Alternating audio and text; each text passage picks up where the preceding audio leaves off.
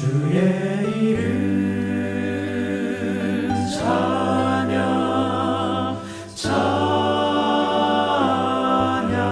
찬양 모든 정성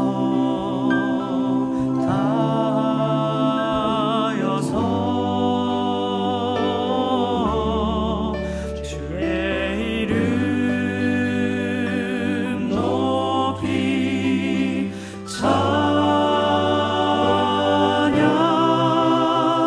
정성 모아 내 주님 찬양. 어두운 곳에 다녀도 나와 함께 계신 주, 당신의 인자 한 손 내게 펴사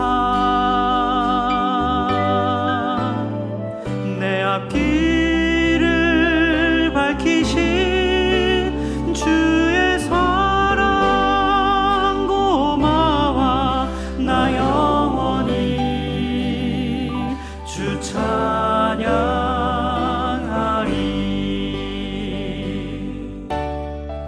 주의 이름 찬양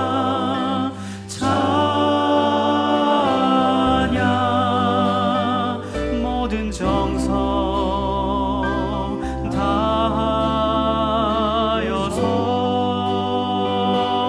다하여서 주의 이름 높이 찬양. 정성 모아 내 주님 찬양.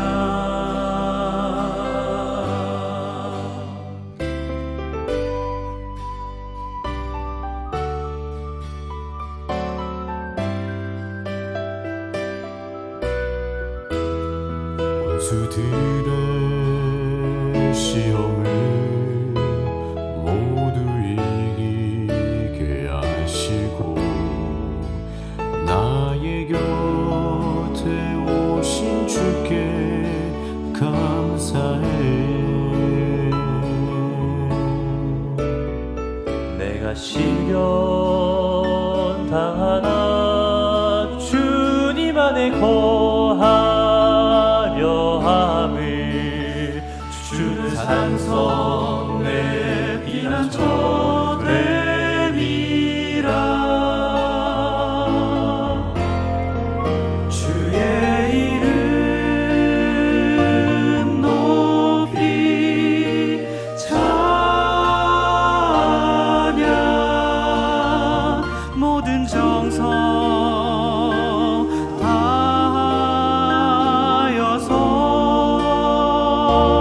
다하여서 주의 이름 높이 찬양. 정성 모아 내 주님 찬양. 주의 이름 높이 찬양.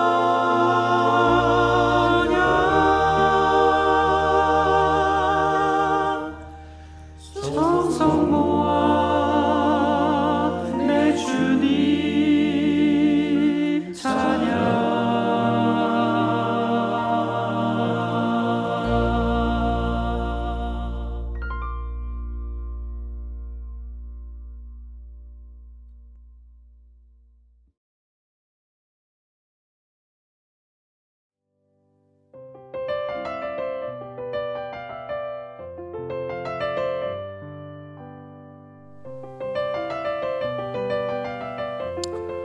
성도 여러분, 다시 뵙게 돼서 반갑습니다. 오늘은 전도서 8장에 있는 말씀을 가지고 지혜로운 사람 되기라는 제목으로 말씀을 드리겠습니다. 전도서 8장에 있는 말씀을 몇 절 읽도록 하겠습니다. 지혜자와 같은 자 누구며 사리의 해석을 아는 자 누구냐? 사람의 지혜는 그 사람의 얼굴에 광채가 나게 하나니 그 얼굴에 사나운 것이 변하느니라. 내가 권하노니 왕의 명령을 지키라. 이미 하나님을 가리켜 맹세하였음이라. 왕 앞에서 물러가기를 급거이 말며 악한 것을 일삼지 말라. 왕은 그 하고자 하는 것을 다 행함이니라. 총 12장으로 구성된 전도서의 주제는 계속해서 말씀을 드리지만 허무입니다. 그런데 하나님을 떠난 삶의 주 내용이 허무라고 하면 그 하나님을 향한 경외와 함께 위를 보는 삶에 대해서도 이 전도서는 소개하고 있다고 하는 것입니다. 다시 말해서 하나님 없는 인생이 허무였다면 하나님을 향한 인생이야말로 정말 의미 있는 인생이라고 하는 것을 가르쳐주고 있습니다. 오늘 전도서 8장 1절의 말씀은 지혜자와 같은 자 누구며 사리의 해석을 아는 자 누구냐? 여기 사리의 해석이라고 그랬는데 사물의 이치를 아는 자 누구냐라는 말씀입니다. 그런데 그 사리의 해석을 아는 자는 얼굴에 광채가 난다 그렇게 표현했습니다. 솔로몬이 지혜자에 대해서 높이 평가하고 있는 것입니다.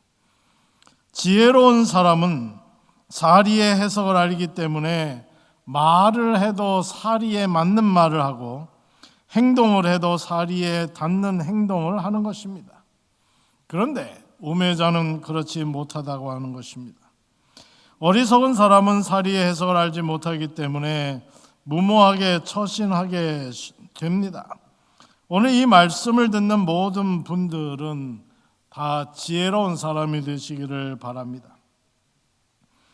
1절에서 말하고 있는 지혜자는 어떤 사람일까? 첫째, 얼굴이 빛나는 사람이다 그랬습니다. 지혜자와 같은 자 누구며 사리의 해석을 아는 자 누구냐?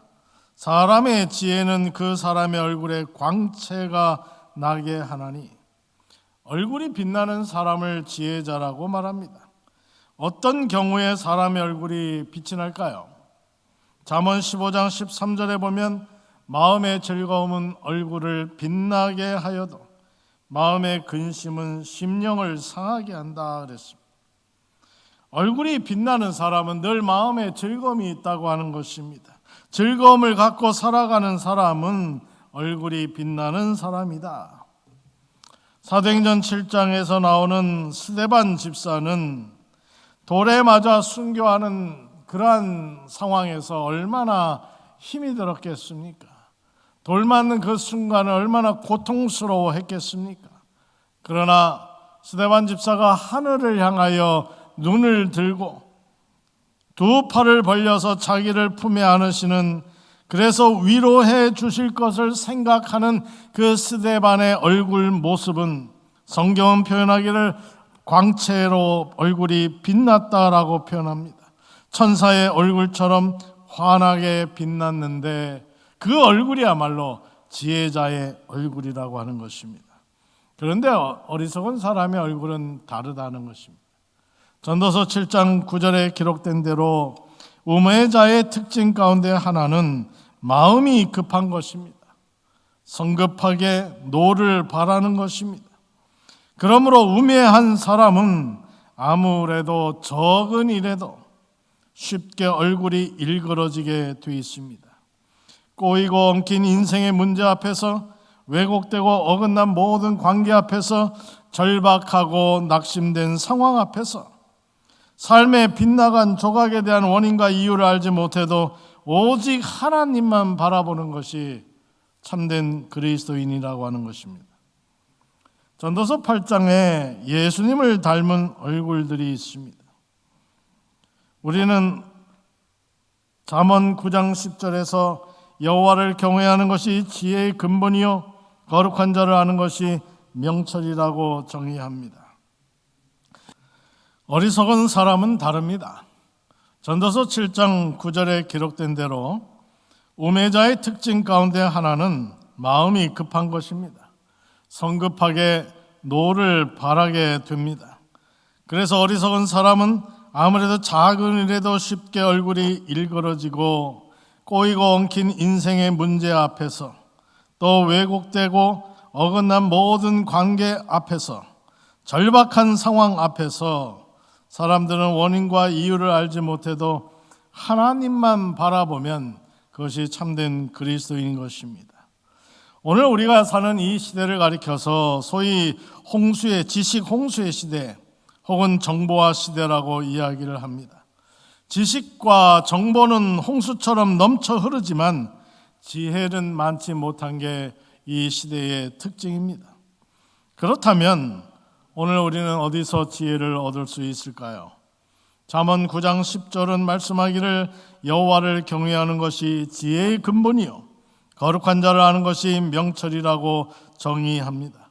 내 힘과 내 지식과 내 능력을 의지하지 아니하고 하나님을 의지하는 것입니다. 의지한다라고 하는 말은 바라본다는 뜻입니다. 그리스도인의 신앙생활은 한마디로 예수님을 닮는 생활입니다. 우리의 마음이 주님의 마음을 닮아가고 그래서 주님의 모습을 닮아가는 것입니다. 그것을 흔히 경건이라고 표현합니다. 그런데 그것이 하루아침에 이루어집니까? 아니에요. 연습이 필요하다고 하는 것입니다. 연습이란 같은 일의 반복입니다. 믿음을 갈고 닦는 연말을 의미하는 것입니다. 주님을 닮은 삶을 살려면 끊임없이 연습이 필요합니다. 이렇게 예배하는 것도 경건에 이르는 연습입니다. 언제까지 이 연습을 계속해야 할까요? 죽을 때까지 해야 합니다. 이 세상을 떠날 때까지 날마다 거듭해야 합니다. 그러기 위해서 우리가 해야 할 일이 있습니다. 하나님을 언제나 바라보아야 한다고 하는 것입니다. 하나님을 그대로 닮은 예수 그리스도를 바라보아야 합니다. 히브리서 12장 2절에 예수를 바라보라고 말씀합니다. 흔히 말하는 신앙생활이란 주님을 바라보는 생활입니다. 오늘 여러분은 누구를 바라보기 위해서 교회에 나오셨습니까? 목사를 바라보기 위해서 나오셨습니까? 아닙니다.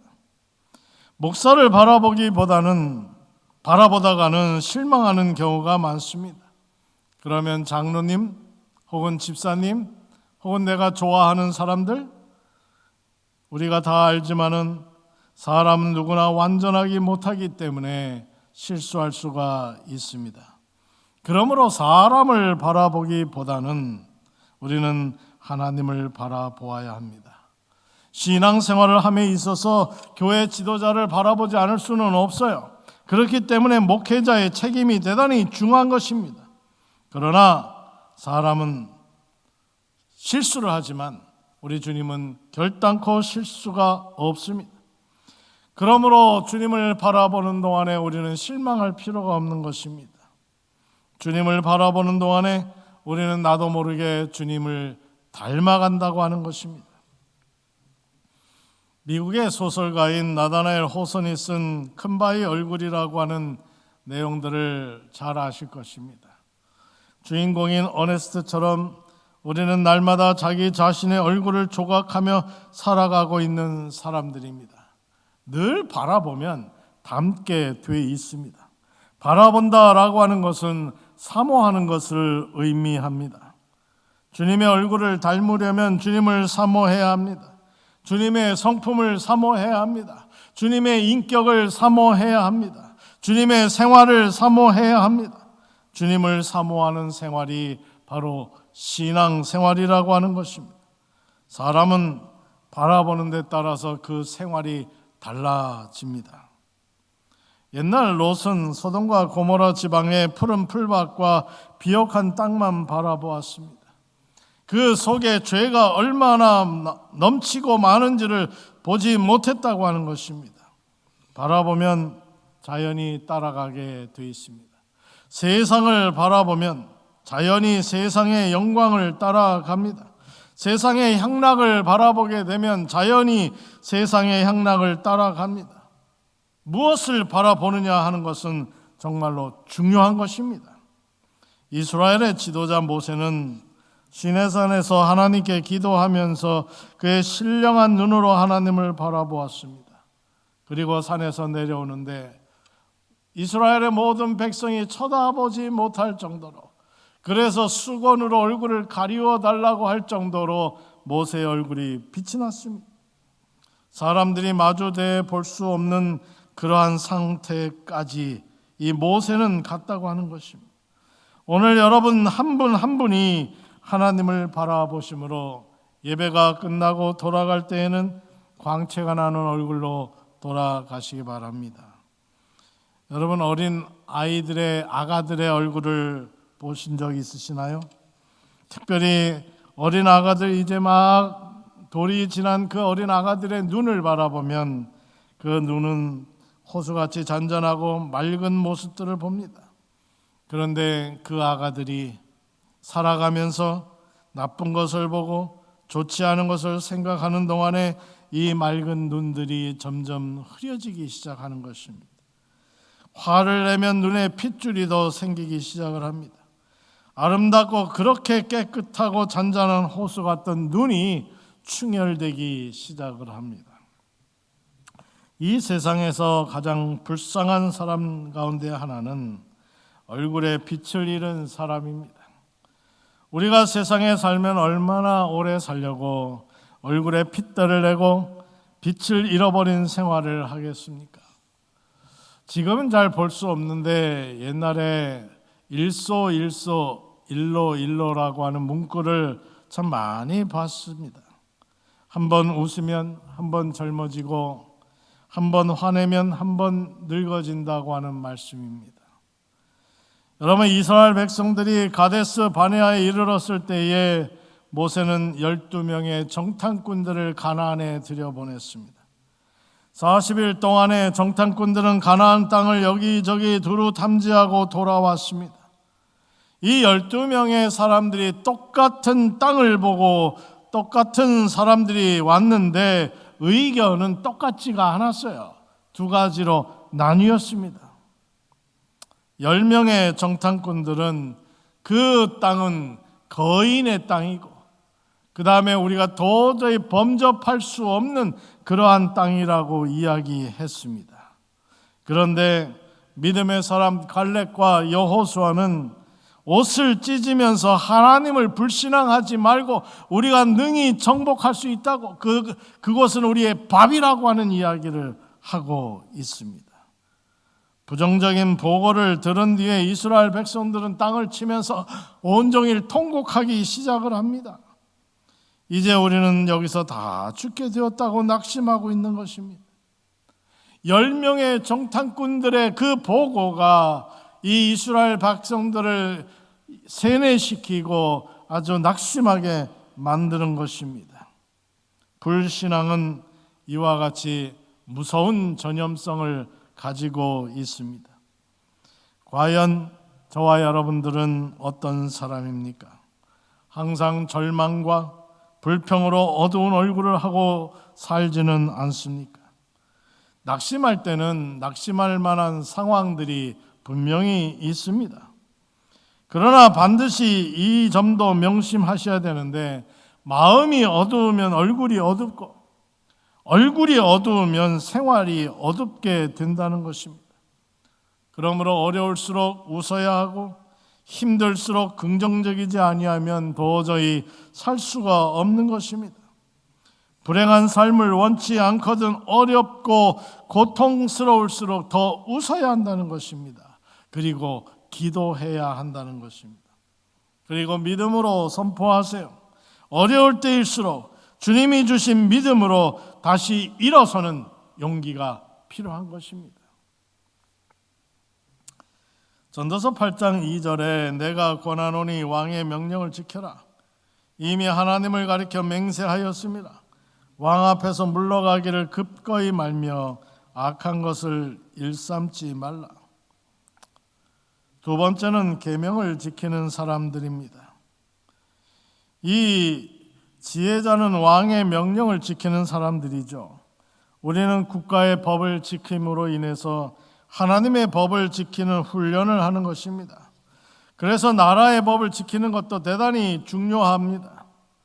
초대교회 성도들은 핍박을 받을지라도 하나님의 명령을 쫓아서 그의 말씀을 듣고 순종하는 그러한 것들을 대제사장들이나 관원들의 말을 듣는 것보다 더 우선했습니다. 사도행전 4장 19절 베드로와 요한이 대답하여 가로되 하나님 앞에서 너의 말 듣는 것이 하나님 말씀 듣는 것보다 옳은가 판단하라. 우리는 보고 들은 것을 말하지 아니할 수 없다 하니. 여러분, 하나님의 말씀을 우선으로 생각하고 하나님의 말씀에 순종하는 그러한 사람들이 되어야 합니다. 세 번째로 시기와 판단을 아는 사람입니다. 전도서 8장 5절에 물은 명령을 지키는 자를 화를 모르리라. 지혜자의 마음은 시기와 판단을 분별하나 물론 무슨 일이든지 시기와 판단이 있으므로 사람에게 임하는 화가 심함이니라. 지혜자들은 지금 무슨 일을 해야 하는 시간인지 또한 어떠한 것을 해야 하는지 그 시기와 때를 분별할 줄 압니다. 그러나 어리석은 사람은 그것을 잘 알지 못하는 것입니다. 지혜로운 척해도 때와 장소를 분별할 줄 모르는 사람을 우리는 어리석은 사람이라고 합니다. 전도서 3장에서 때에 대하여 자세히 말씀했습니다. 각각 주어진 때에는 그 일을 해야 합니다. 지나가 버린 뒤에 그 일을 하려면 불가능하기도 하고 설사 가능하다 하더라도 몇 갑절의 그 더 큰 수고를 감내하지 않으면 안 된다고 하는 것입니다. 배워야 할 때는 배우고 일해야 할 때는 일해야 합니다. 배울 때 배우지 아니하면 다시 배울 기회가 오지 않을 수 있어요. 그리고 일할 때 일하지 아니하면 일할 수 없는 때가 온다는 것입니다. 사랑하는 우리 성도 여러분, 여러분에게 주어진 오늘은 어떤 시간입니까? 지금 예배드리고 있는 이 시간은 여러분들에게 있어서 어떠한 시간이십니까? 우리에게 우연한 시간은 없습니다. 허송해도 될 만큼 여유로운 시간은 하나님께서 우리에게 주시지 않았다라고 하는 것입니다. 지금 이 시간 하나님을 위하여 여러분이 해야 할 것은 과연 무엇일까요? 보라, 지금은 은혜 받을 만한 때요. 보라, 지금은 구원의 날이로다. 복음전도 366쪽에 보면 성급하고 지각이 없는 행동은 건전한 판단력의 결핍에서 오는 것이며 그릇된 행동을 저지르게 한다. 무엇보다 가장 애석한 일은 이러한 그릇된 행동의 영향으로 말미암아 초신자들이 상처를 입게 되고 하나님의 사업에 대한 저들의 신뢰심이 흔들리게 된다. 우리는 다 같이 행동이 필요할 때에 우리가 준비될 수 있도록 기도해야 한다. 여러분이 잘못된 생각과 잘못된 행동 하나하나로 인해서 상처받고 또한 힘들어하는 사람들이 있음을 기억해야 합니다. 반대로 여러분들이 하나님을 위하여 무엇인가 해야 할 그 시간에 하나님의 말씀에 순종하고 하나님의 뜻에 따른다고 하면 그 일로 인해서 용기를 얻고 하나님을 더욱더 잘 믿는 주의 백성들이 있을 수 있다고 하는 사실도 우리는 알아야 하는 것입니다. 오늘날 많은 현대인들은 허무라고 하는 병에 걸려 있습니다. 학생들은 공부에 매달려 노력했지만은 공부가 자신의 운명을 결정짓는 그 순간에 자기의 운명을 결정짓지 못하다고 하는 사실들을 깨달으면서 허무가 찾아옵니다. 직장인들은 낮과 밤 구분 없이 사무실과 현장에서 몸이 부서져라 일하고 있지만 업무의 과중함 또 사람들과의 관계 속에서 내가 회사를 위해서 일하는 기계로 느껴지는 순간에 허무가 찾아온다는 것입니다. 나이가 드신 분들은 일평생 가족들을 위하여 희생하고 헌신했는데 이제 자녀들이 장성해서 자기 살 길 사느라 바쁘고 내 육체는 병들어서 여기저기가 아파오는 것을 느끼는 그 순간에 인생의 허무함을 깨닫게 되는 것입니다. 모두가 바쁘게 살아가는 세상이지만 실체가 보이지 않는 허상을 따라 살아가다가 갑자기 허무함을 느끼는 그 일들은 우리 주변에서 어렵지 않게 찾아보게 됩니다. 몇 년 전에 KT 아현 지사에서 지하통신구에 불이 났습니다. 그래가지고 서울 강북구와 고양시 일부 또 북서부 수도권 지역에 통신장애가 발생한 사건이 있었습니다. 그 일로 인해서 인터넷이나 전화가 먹통이 되고 통신이 필요한 모든 데 장애가 오다 보니까 그 지역의 가정집들은 텔레비전, 전화, 인터넷을 사용할 수가 없게 되고 또 영업하는 가게들은 카드 결제가 되지 않아서 대단히 큰 손해를 보았다고 합니다.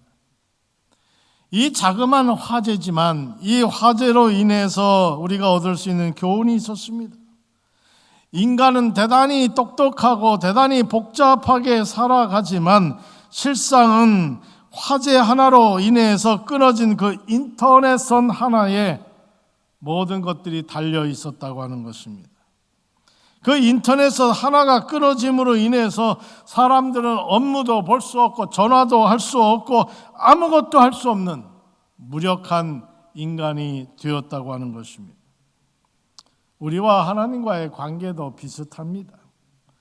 인간이 아무리 최첨단 기계를 세팅하고 다양한 업무를 할 수 있는 환경이 있다 하더라도 인터넷선 하나 끊어지면 허무에 빠지는 것처럼 하나님과의 영적 연결선이 끊어지면 제 아무리 잘난 인생이라 할지라도 그 즉시 허무로 떨어질 수밖에 없다고 하는 것입니다.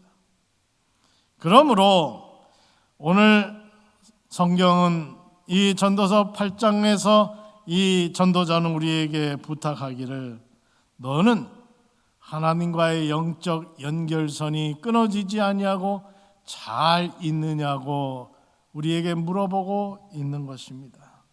점검하라는 것입니다. 여러분, 참으로 이 세상에는 많은 기계들이 발달되고 또 문명의 이기들을 많은 사람이 누리고 있습니다. 그러나 그 한 가지 기계의 결함으로 인해서 우리는 어려운 일들을 겪게 됩니다. 제가 한 번은 예언 전도회를 하고 있었습니다. 그때는 컴퓨터를 앞에다 놓고 여러 가지 활용을 하면서 이제 많은 것들을 보여주기도 하고 들려주기도 하고 설명도 했습니다. 근데 갑자기 전기가 나간 것입니다. 얼마나 당황했는지. 참으로 그때에 그 모든 것들을 갖다가 진행하는 일에 참 많은 어려움을 겪었습니다. 잠시 시간이 지난 다음에 불이 들어와서 많은 것들이 해결이 되었지만은 참 간단한 거지만 전기선의 코드가 한번 나가는 그것이 전도회를 하는 일에도 굉장히 당황스러운 그러한 경험을 하게 만들었던 것입니다. 여러분, 하나님과의 연결선이 잘 끊어지지 아니하고 이어져 있는지 매일매일 점검하시기를 바랍니다.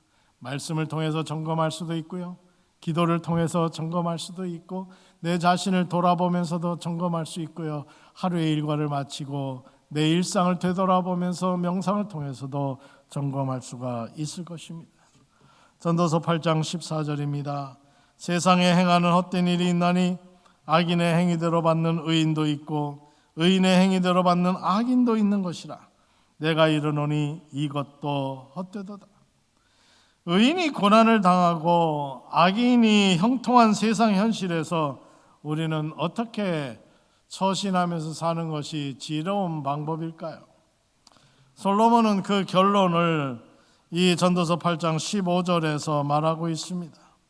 이에 내가 희락을 칭찬하노니. 희락은 뭘까요? 기쁠 희, 즐길 락, 기쁘고 즐거운 것입니다. 기쁘게 살라는 것입니다. 즐겁게 살라는 것입니다. 여러분, 무엇을 하든지, 무엇을 먹든지, 무엇을 마시든지 즐겁게 하라는 것입니다. 여러분, 등산을 해보시죠? 땀을 뻘뻘 흘리면서 울퉁불퉁한 길을 올라갑니다. 쉽지 않아요. 허리도 아프고 다리도 아픕니다. 그러나 마음은 즐겁습니다.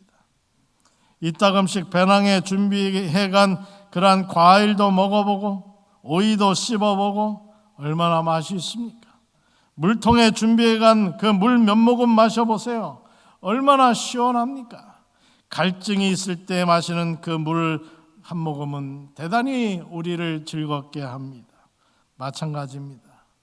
우리 인생도 소풍 가는 심정으로 아주 즐거운 마음으로 살라는 것입니다. 없다고 불평하지 말고 하나님이 주신 것을 감사하면서 즐기면서 살라는 것입니다. 우리의 본향은 영원한 하늘나라입니다. 하나님께서 자녀된 우리를 이 세상에 잠시 소풍 보내주셨다고 생각하시라는 것입니다. 우리의 인생 나이 얼마까지 살지 아무도 알지 못합니다. 하나님 손에 달려있죠. 하나님만이 아셔요. 그러나 우리의 남은 생애가 얼마가 되든지 간에 하나님께 감사하면서 행복하게 살라는 것입니다. 우리가 살아가다 보면 우리 머리로는 도무지 이해할 수 없는 일들이 많이 일어나는 게 우리의 세상사 일입니다. 그럴 때 여러분 어떻게 처신하고 계십니까? 또 어떻게 지혜롭게 살고 있습니까? 여기 비록 지혜자가 아노라 할지라도 능히 깨닫지 못하니라. 솔로몬은 이 전도서 8장 17절에서 3번이나 강조한 단어가 있어요. 문장이 있어요. 사람이 능히 깨달을 수 없도다. 아무리 이해하려고 해도 도무지 이해할 수가 없다는 것입니다. 아무리 애써 궁구할지라도 능히 깨닫지 못하니라. 지혜자가 아노라 할지라도 능히 깨닫지 못하니라. 여러분, 사람은 깨달을 수 없다는 것입니다. 하나님께서 하시는 일을 사람이 어떻게 깨달을 수 있겠습니까? 알 수 있겠습니까? 솔로몬의 말하고자 하는 바가 무엇입니까? 인간이 그만큼 무지하다는 것입니다. 인간은 한계가 있습니다. 인간은 타락했기 때문에 스스로의 힘으로는 인생의 어려운 문제들을 해결할 수가 없어요. 따라서 인간은 무지하기 때문에 한계가 있기 때문에 절대로 하나님을 의지해야 한다는 것입니다. 하나님이 말씀하신 대로 따라서 살아야 한다는 것입니다. 나의 한계를 인정하고 얕은 깨 부리지 말고 하나님 인정하고 살 때에 하나님의 섭리가 보인다고 하는 것입니다. 여러분, 누가 지혜자일까요? 세상을 바라보며 불평불만하는 사람이 아니라 그럼에도 불구하고 내 안에 하나님의 일하심을 믿고 생명의 말씀을 굳게 붙잡으로 하나님의 정의를 보면서 기뻐할 수 있는 참 지혜자, 그러한 지혜자들이 오늘 여러분과 제가 되기를 간절히 바라면서 말씀을 마치겠습니다.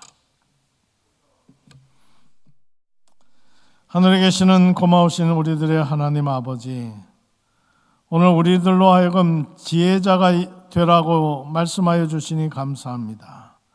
이 세상에 참으로 하나님을 알지 못하고 또한 어리석게 살아가는 많은 사람들이 있지만 오늘 우리로 하여금 하나님을 알게 하시고 하나님이 우리와 동행하신다고 하는 사실들을 깨닫게 해주시며 우리로 하여금 지혜 있는 자 되게 하여 주시니 너무나 감사합니다. 오 하나님 아버지, 우리 교문리 교회 우리 구역반에 속해 있는 모든 성도들의 가정들마다 살펴주시고 그들로 하여금 행복하게 하여 주시고 하나님 믿는 믿음으로 인해서 그 가정들이 행복하고 평안할 수 있도록 도와주옵소서.